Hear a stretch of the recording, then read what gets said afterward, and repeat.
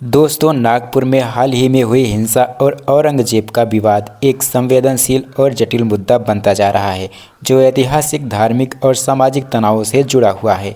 यह विवाद मार्च 2025 में उस समय शुरू हुआ जब कुछ हिंदू संगठनों जैसे विश्व हिंदू परिषद, विहिप और बजरंग दल ने औरंगजेब की कब्र को हटाने की मांग को लेकर प्रदर्शन किया।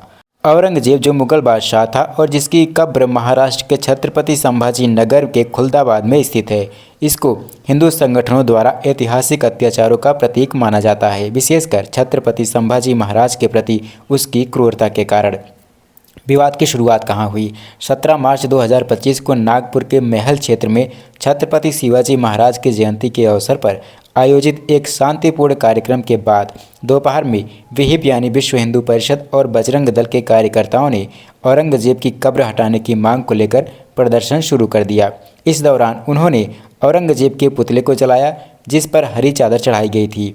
इस घटना के बाद एक अफवाह फैल गई कि प्रदर्शनकारियों ने मुस्लिम समुदाय की पवित्र किताब कुरान को जलाया या फिर उसका अपमान किया। यह अफवाह सोशल मीडिया और स्थानीय स्तर पर तेज़ी से वायरल हो गई, जिसके चलते मुस्लिम समुदाय में आक्रोश बढ़ गया। अफवाह के बाद 17 मार्च की शाम को मध्य नागपुर के महल और हंसपुरी इलाके में दो समुदायों के बीच तनाव बढ़ गया। भीड़ ने पथराव शुरू कर दिया, वाहनों में आग लगा दी और सार्वजनिक संपत्ति को नुकसान पहुंचाया। कई गाड़ियां, दुकानें और एक क्लिनिक जलाए गए।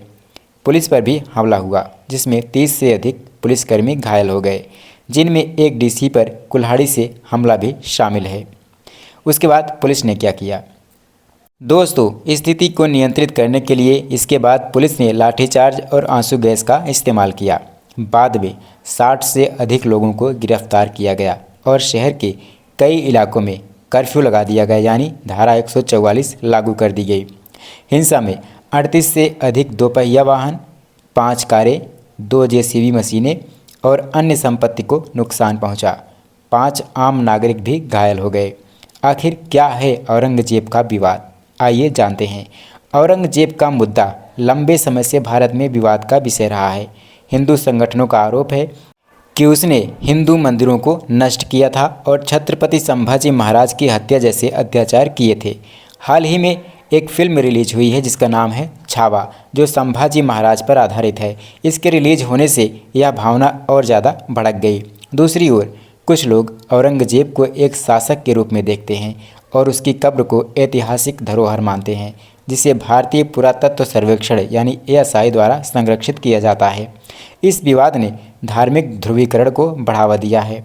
नागपुर में हुई इस घटना के संबंध में मुख्यमंत्री देवेंद्र फडणवीस ने कहा कि ये एक पूर्व नियोजित हिंसा है और फिल्म छावा ने औरंगजेब के खिलाफ भावनाओं को भड़काया। उन्होंने शांति की अपील की और दोषियों पर सख्त कार्रवाई का वादा किया। विपक्ष की बात करें तो शिवसेना के उद्धव ठाकरे और अन्य नेताओं ने सरकार पर नाकामी का आरोप लगाया, इसे सांप्रदायिक तनाव भड़काने की साजिश बताया। RSS के सुनील आम्बेकर ने कहा कि औरंगजेब आज प्रासंगिक नहीं है और हिंसा समाज के लिए हानिकारक है। फिलहाल आज 20 मार्च 2025 तक नागपुर में स्थिति नियंत्रण में है, लेकिन तनाव बरकरार है। पुलिस ने 5 FIR दर्ज की है और जांच जारी है।